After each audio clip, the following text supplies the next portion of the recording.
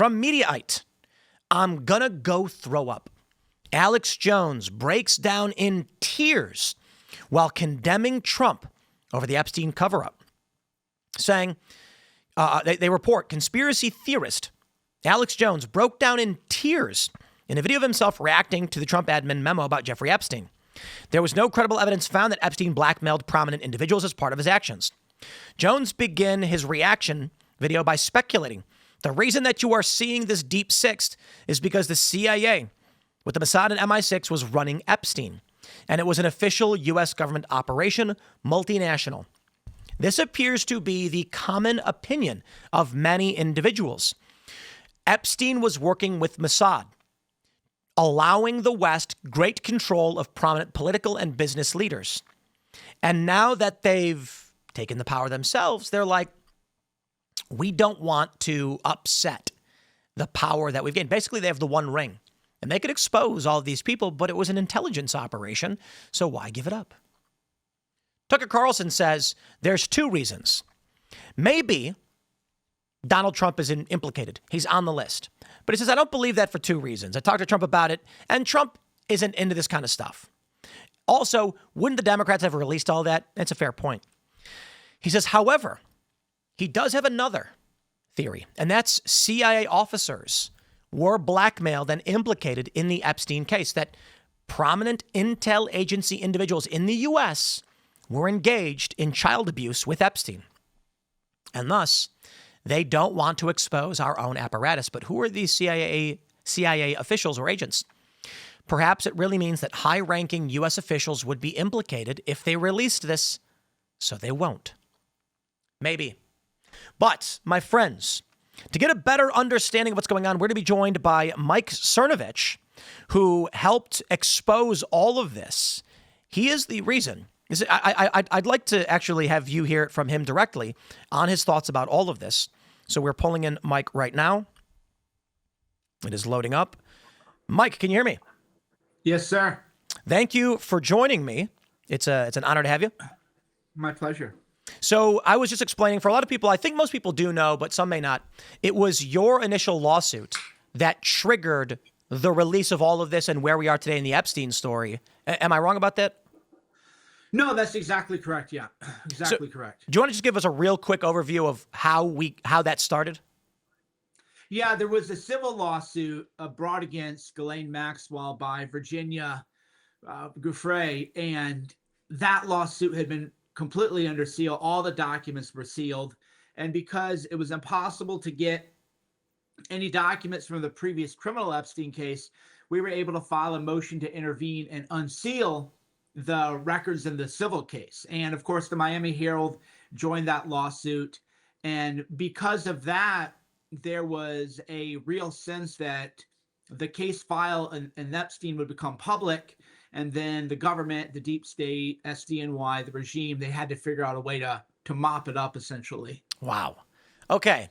So throughout the past several years, there have been comments from victims, numerous victims, about the trafficking, a photo of Prince Andrew himself, flight logs, and questions about who was working with Epstein, who was facilitating this trafficking, helping him do it, and who was he trafficking these children to. But now we have this memo, unsigned, on the DOJ's website, saying that there's nothing that would predicate criminal charges against third parties. There is no client list. What do you think is going on, and what's the truth with that stuff? The truth is definitely impossible to ascertain at this point. What I believe happened is that when the original Epstein criminal indictment happened, the raids were conducted in such a way as to give people time to mop up the operation. So I sent a couple tweets to Elizabeth about from 2019 where I was documenting in real time. That way people know that I'm not Monday morning quarterbacking all this stuff. What I noticed in the Epstein criminal case was, one, he had only been arrested after the Court of Appeals made it clear that the civil case files that we talked about a minute ago were going to be unsealed. They realized, okay, cat's out of the bag. We can't do nothing. We have to do something. So then they arrested him as he was returning from Paris. And if you read the indictment closely, you'll see that they charged him with the minimal amount of criminal conduct that they possibly could. And because of that, they claimed that they could only raid the New York property. So for those at home, it's hard for me to keep track of this too. And you can correct me, Tim, because I'll probably leave one out. Epstein had a house in New Mexico that nobody ever talks about. He had a house in West Palm Beach that a lot of people know about, but most people know about the New York mansion. He had the place in Paris, and he had the island. Maybe he had another one or two that I'm forgetting about, but these are public ones. There's no indication that the Paris property was ever raided, even though he was arrested on his way back from Paris. So wait a minute, you're leaving Paris and you're arrested in New York, but you're not going to send a team to the Paris property. That's interesting. They searched his New York property, but then a number of people said, well, why didn't you search the West Palm Beach property? They didn't ask about the New Mexico one, which is interesting. Either they didn't know or there was a controlled hangout or limited hangout situation. Okay. The SDNY says, well, we didn't have jurisdiction to search the other properties. We only searched the New York one because that was where Epstein received the massages. Also, even though Ghislaine Maxwell was later indicted and convicted, she was not indicted when Epstein was indicted. It wasn't a conspiracy against Epstein and Ghislaine Maxwell, even though everybody knew that it was Ghislaine was involved. It was only Epstein. It was only the New York property. So then what happened? Well, the Florida property, the New Mexico property, the Paris property, and the island were left unattended. And there were a lot of reports about people seeing boats going in to the Florida property because a lot of independent journalists went down there and they saw boats going in there. There are all these old stories that you can read about how there was a vault in the island property. Nobody knows where that vault is. So in my opinion, and this is what I said at the time of the indictment, what happened was that the New York prosecutors, SDNY, and the Department of Justice under Bill Barr, realized, okay, the Miami Herald is going to get these files. Cernovich, we can call him a crank, who cares? But now Miami Herald's in on it. What are we going to do? We got to do something. Okay. Oh, the files are going to come out on Monday. So if the timing of it was, I remember it so well because I was hanging out at home, I believe on a Sunday, relaxing. My phone is like, they arrested Epstein. This is right after we knew the files were going to be made public. So I'm like rushing. That was back when I was still doing live streaming and whatnot. And I rushed to talk about it. And I go, wait a minute, and then I went to New York to cover the hearing. And I go, wait a minute. Why? Look at what wasn't charged. Why did they not charge Ghislaine at the time they charged Epstein?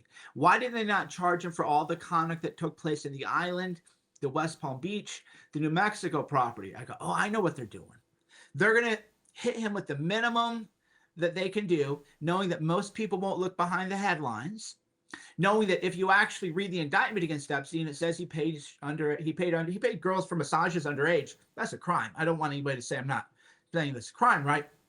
But compared to what he had done and was part of, that's minimal.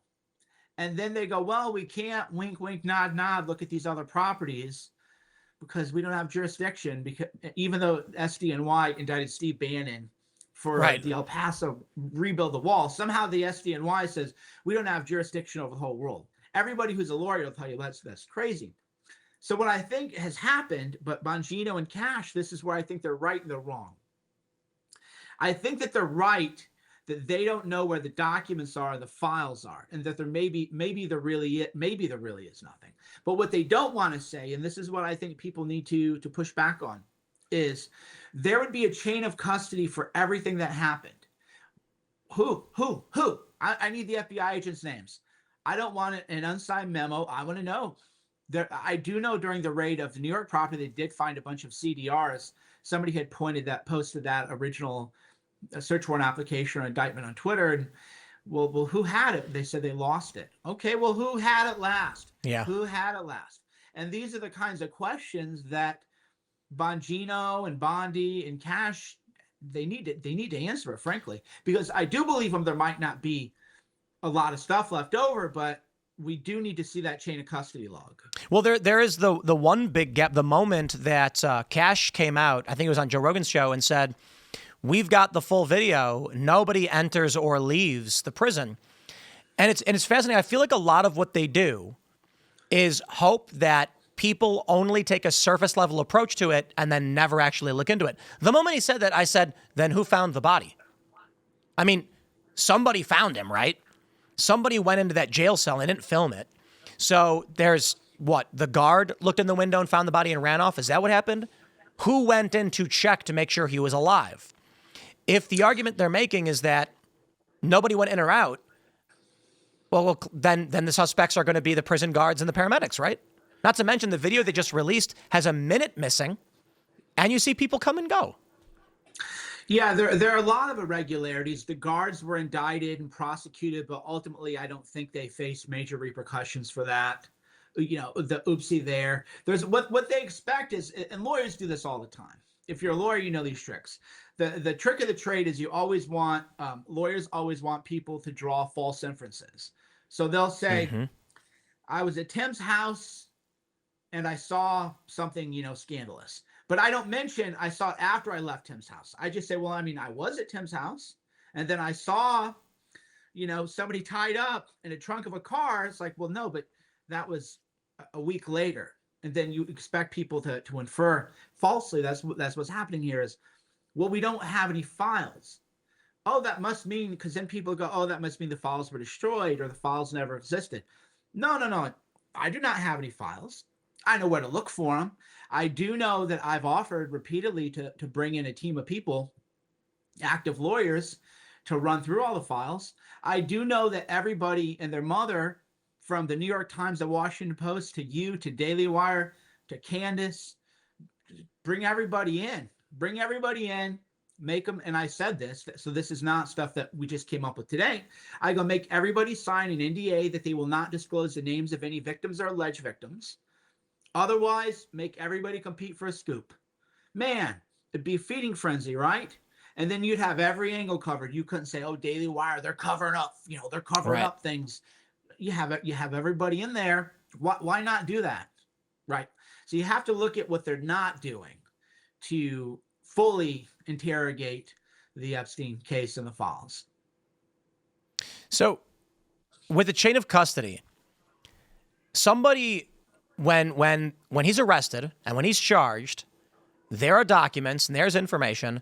And because he was charged, we are going to have written proof that somebody received all those documents and evidence. The argument, I suppose, is that at some point they say it was lost and we don't know how. Would the argument then be that individual would be criminally charged for loss of government? Like, how would you handle that if they just said, yeah, that was me, but I brought it to my boss's office and then I don't know what happened to it? At least then we know, right? Yeah. That's the whole point. There's a way to handle things with transparency. The way I would handle it, and again, we had requested a presidential envoy where you had full subpoena power and you can put people under oath, is you would just say, cool, we're putting everybody under oath and we're not going to interview in Washington, D.C., where we know that the jury will nullify you. We're going to bring you to West Virginia and a field office in West Virginia, and we're going to interview you under oath. And if you lie, you're going to be prosecuted. And we need to see what everything was signed off, and we need to see the last person who had it. And then you would just report that. And sorry if that ruins the career of an FBI agent by his name being public. Whoop-de-doo. You blew it. I guess the challenge right now is the memo that they put out's unsigned, and it was informal. It wasn't listed, as far as I could tell, on the DOJ website, but it is hosted on the DOJ website. So if you get the link, then you can punch it in and see justice.gov. Nobody signed off on it. We don't know who wrote it. There's no seal. So where did it come from? I believe Cash has maintained even before getting in that he thought Epstein killed himself, and now he's saying the same thing. But it does seem like the Trump administration is very poorly handling this, whatever it may be, leading many to believe that they are intentionally covering it up. People are tweeting that Trump and Cash, Dan, and Pam, they're the deep state. Why did Pam Bondi say phase 1, give out these binders, and then there's no phase 2? What's going on? Yeah, we were told when we were in the White House, we were given these binders, and then after there was a photo op, which I do think was accidental. The people, it's weird when you're in the middle of a conspiracy theory. Yeah. Where I even have people saying like, "Oh wow, you've covered up the Epstein stuff." It's like you're only talking about this because of me, right? You muppet. That's the only reason you're talking about this, right? And so I believe that when you're walking out, a world leader's coming in. We ran out of time because when we were in the building and you were there, we talked, I think that same night or the next night, the Keir Starmer's people were kicking us out of the office that we were in. They were like, we need it. They were waiting. So you're walking out and you see them waiting. And then you walk, and then we're going to move up to the Eisenhower building. So this is happening. I wish I had a GoPro. You're walking, and then you just see all these people like, they're there for the other event, and then they see everybody with these binders. But of course, it looks the way it looks, which is why conspiracy theories get legs, which is why I didn't mind explaining it to you at Shelley's back room at the cigar night to explain it. I didn't I'm tired of explaining it to other people now, to every idiot, who replies to me on Twitter. But I go, here, transparently, here's what happened. I gave Ian the binder, read, you can read everything. There's no secrets here. It was already why public. am I giving more transparency than the FBI and the DOJ are giving? Do you think that there's a lot of wild theories, but I'm curious what your thoughts are as to why? Like, first of all, do you actually believe that Cash and Nat are being honest when they say Epstein killed himself? I think they looked terrified. I agree. They look terrified. We can infer what we will from that, but I've never seen them. These people are media people that have been on camera how many tens of thousands of hours, and they're like this, right? And I don't know what that's about. I frankly, I personally don't believe that Epstein killed himself, but maybe he did. Maybe he did. But if I were going to prove that he did it, I would have released the suicide video. Remember, Bill Barr was originally the guy who claimed that he killed himself, and Bill Barr said, I've seen the video of him hanging himself. Okay, why don't we have the video? And then you find out Bill Barr, either his dad or there was some weird connection to the Epstein school thing. The thing is weird, man. I was thinking about this the other day because my wife asked me these questions. She doesn't really live online. And she's like, well, what is it? And I go, well, that's what everybody's texting each other back and forth. Everybody, and then she'll ask you perfectly reasonable questions. And it's frustrating because you're like, I don't know. I don't know what to tell you guys. I don't know. Well, is it some intelligence community thing? All I know is that Dan Bongino and Cash are as good as it gets. They look like they were doing a hostage video. Cash is saying on Joe Rogan, if you have any information, call us. Call the tip line. That's not how the FBI works, man. We don't have documents we should have. The original search warrant application that was filed is under seal. That would be revealing. I've been told by a source that the warrant is very narrow, which would hold up to my theory. So my theory is, my working theory, I don't think it's a conspiracy theory. I think it's what any lawyer would conclude based on all available rational evidence, is that the Epstein stuff was all covered up. He was running around living his best life, hanging out with Bill Gates and Reid Hoffman at his island. Here's another thing I was thinking about, man. Cut me off if I'm just rambling. No, I'll get it. I was thinking about this in reference to the Puff Daddy thing. I go, never in my life has anyone ever been like, oh, we're going to a baby oil party. Right? It just... Even in my secular way, people might say, let's go to Cabo, or, maybe you'll roll, or, go to EDC or something. And I'm just going through it. I'm like, nobody talks like that. Even my most degenerate friends. Oh, these people have the best parties. It's all so very bizarre. Right. And that's, of course, why, because it's bizarre to me. And I'm a pretty level-headed guy, because I'm thinking, nobody talks like this except the media and Hollywood people. And then they talk about, there was a bunch of Steve Harvey videos that were deleted where he's talking about baby oil. And you're like, Steve Harvey? How is this a normal thing? And what is it even talking about? And that's why people, I think, people lose their minds a little bit, because it's just not normal. Even if you were a party or doing drugs and things, nobody talks like this. Nobody's like, hey, let's go to an island. That doesn't happen. People have yacht parties. People do, nobody does it. Even if you're a partier, that's not that. There's no code. You would just say you want to go roll in Cabo. It feels like this is parallel reality, or this parallel culture that exists in what you're describing. So, we go down to Miami with the crew for a show or something. And I can't remember why we were down. We've done it several times. We rent a large yacht. And Right. then we go out in the water and we got jet skis and we got those little things you hold where you dive and it like pulls you under. We're partying, we're playing loud music. It costs $5,000. You're right. What you learn is that private planes are private jets are usually fleets that are owned by a company that people will either have a share of or pay a one-time fee on. It is rare that someone owns a jet. Very few people do. It is rare that someone owns a massive yacht. They're usually just charters. And then you hear these stories about these crazy parties in D.C., Barack Obama bringing in $30,000 worth of hot dogs and pizza, baby oil parties in private islands. And I'll clarify, too, the pizza and hot dogs thing, to me sounds like Obama was buying Chicago pizza and hot dogs because that's the famous food in Chicago. We've got Maxwell Street, you've got Portillo's. But my point ultimately is it is a very small and obscure group of people that own islands and planes and jets like this that spend 30 to 50 grand to fly in their rare foods. Even in DC, even among the people that I've met, it's never brought up. Hey, you know what we're going to do? We're going to ship in 50 grand worth of food for this private party. It's only us, and you want to come on our 100-foot yacht? Never heard that. So you make an interesting point about who's going on the island and how this stuff exists. And I guess when you bring it up, it makes me think that there's a parallel society of small, well-connected individuals that know all of this stuff, that talk this way, and they never tell anybody else. And what is that? Right. That's the thing. I know billionaires. I'm, friends with billionaires. I'm friends with, whoop-de-doo. There's a lot of billionaires. Nobody says that. They might say we're going to have caviar. I've never been invited to a pizza party. Never, never.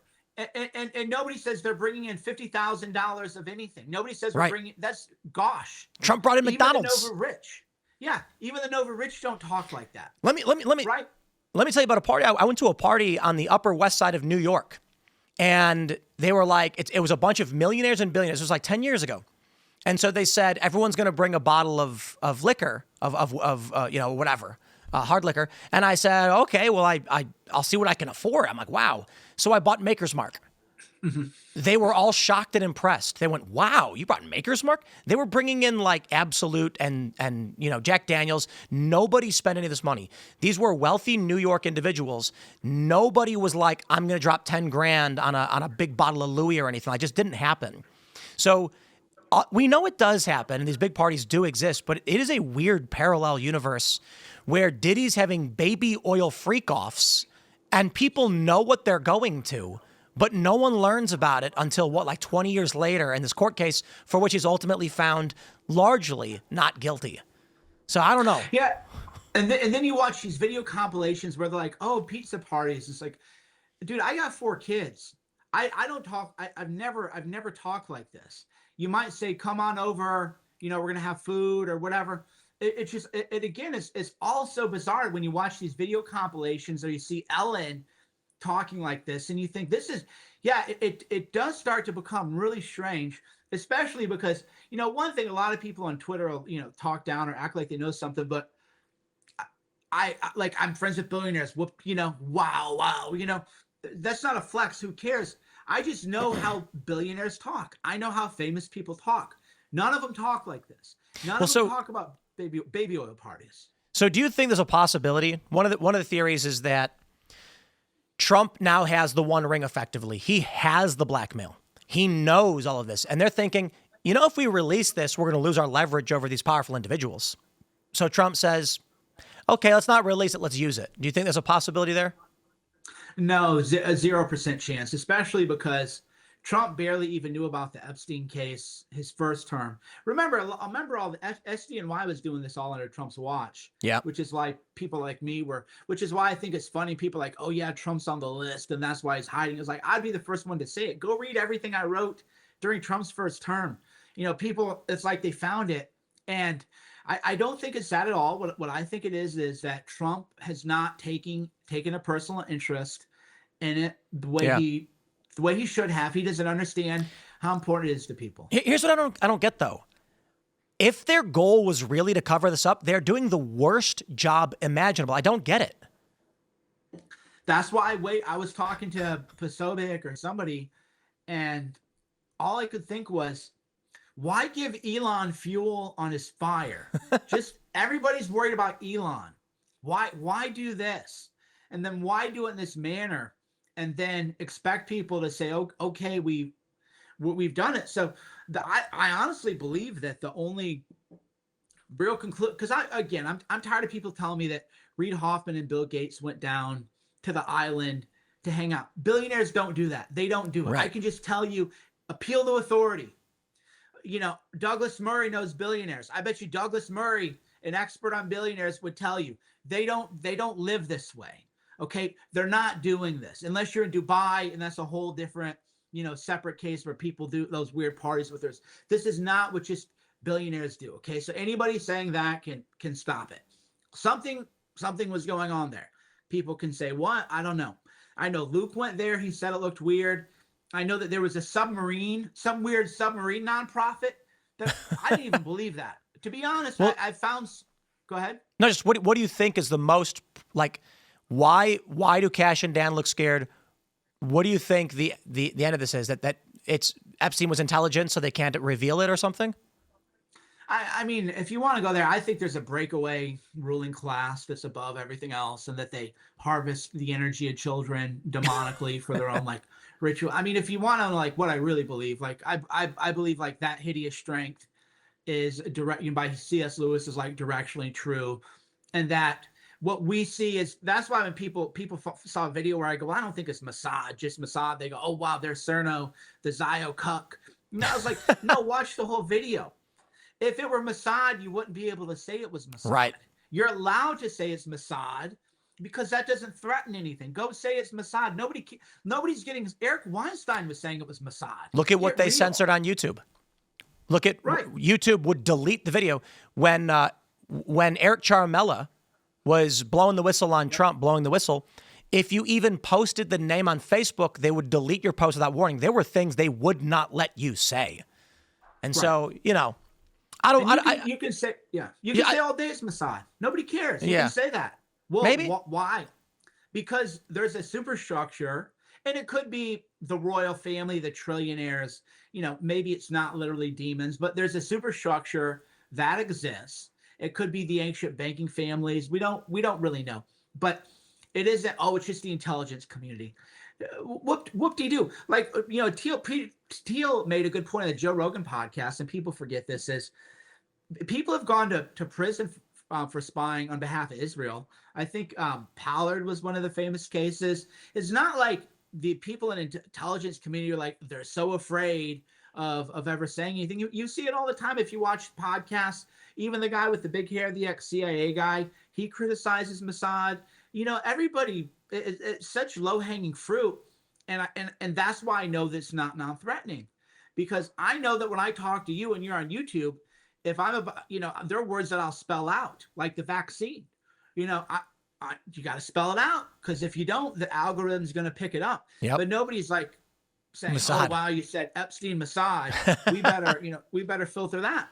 Yeah. So this is something I'm certain of. What it is, I don't know, but something that I'm certain of is there exists a superstructure that's above the intelligence community. It's above Trump. It may be natural. It could be something as simple as the trillionaires and the ancient banking families, the Knights of Templar kind of stuff. I think it's whatever. I agree there's some kind of superstructure. I don't know what it would be, but I do believe it's probably still within a governmental system of sorts. Because if it was an ancient banking family type scenario, I think the power and influence they have it's confusing. If you're Dan Bongino, he's a smart guy, and you say, he said on Timcast IRL that Epstein was believed to be some kind of Middle Eastern intelligence. Everyone laughs. Oh, Middle Eastern, we get it.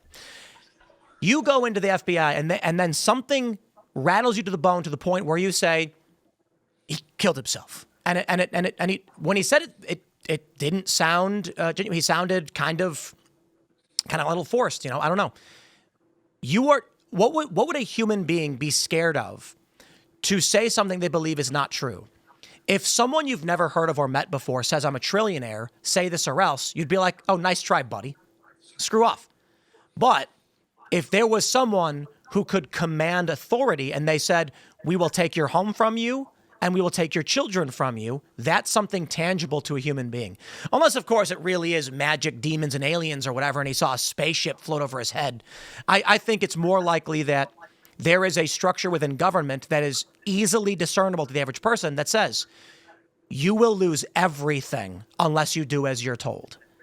Nah, you don't back down cash with Ann Bongino. You've had people try to kill you at your Harper Ferry place. Okay, I've had people try to kill me. I've had credible threats like that. You have. Get real. Like, what do? We're gonna chicken out. Everybody's gonna chicken out. Bongino and them's gonna chicken out if it's only somebody from the deep state. You would make that public so quick. But right? But let me clarify. I'm saying a superstructure above government that is that the authority is discernible, the abilities are discernible. Like, I don't understand how an unnamed banking trillionaire could be more terrifying than realizing you are a figurehead in a system and have no authority and control, and they can destroy you and everyone you love in a moment. Like, what could a banking trillionaire do? I mean, I can think of a scenario. Hey, Tim, you're Bongino. Let's get on the FBI plane. We're going to fly, to Europe. They fly you over somewhere. You go underground. You're in some kind of eyes wide shut party, right? You have people wearing you ever see those old pictures where they're wearing all those weird masks? Yeah. That's all true pictures. Okay, you have people coming out like that. If an FBI agent or a general or somebody threatened me, I would say, bring it on, dude. Bring it on. You put me, I'm thinking I'm going one place, and you put me, because I've had a couple invitations before that I never went, because I was like, I don't know what's going to happen here. It's like a Squid Game thing. Squid Games, you're riding in a limo, they gas you, you wake up and you're looking at some eyes wide shut thing. I consider myself above average courageous. I end up somewhere like that. Maybe they have you laid down like that, stripped down, and they're about to carve something into you. You get the point. You get the memo. Yeah. I don't know. I guess we'll never know. I guess we'll have to find out. But we are a bit over time. I do definitely want to talk a lot more about this, because this is getting really interesting now. So maybe we should set something up and go and do a deep dive on the superstructure, and that'd be pretty awesome. But Mike, it's an honor and privilege to have you. Thanks for joining me. Where can people find you? On X or MikeCernovich.substack.com. Right on, man. Well, thanks for hanging out, and we'll see you next time.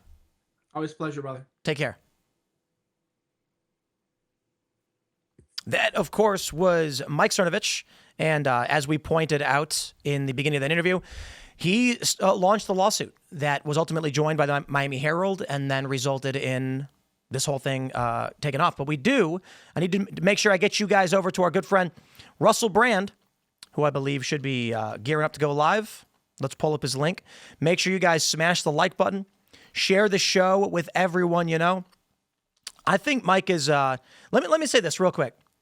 He said that there's an eyes wide shut kind of like trillionaire ancient banking family, maybe. And he disagrees with me that I said I believe it was still discernibly within the government. What I'm saying is I think he may be right about some kind of superstructure, a deep state that's more powerful than people realize. But when he says an FBI agent or someone coming at you threatening your family, it's not going to scare you, I'm saying it's more powerful than that. But it's reasonably and discernibly attached to the structure of governance. Like, we control this in ways you don't even understand.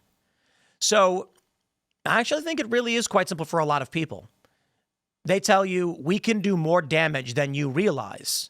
We can economically obliterate cities. We can destroy you in ways that are not just about your life. But what scares a human? Like a human being.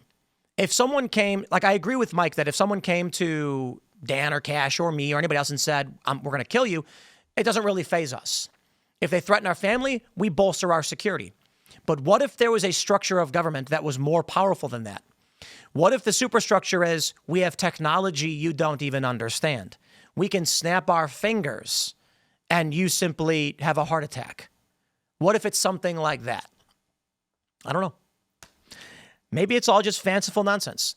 Maybe Epstein was just a Mossad MI6 guy and they're covering it up, and they went to Dan and Cash and said, this will cause damage to the U.S. that we don't want to accept. It could be as simple as that. We'll see. I definitely am going to pursue having that conversation with Mike. That would be a great culture war episode. Really interesting stuff, but I'm going to leave it there. Thanks for hanging out, everybody. We're back tonight at 8 p.m. for Timcast IRL. Come hang out. Join us at the DC Comedy Loft, and we will see you all in the next show.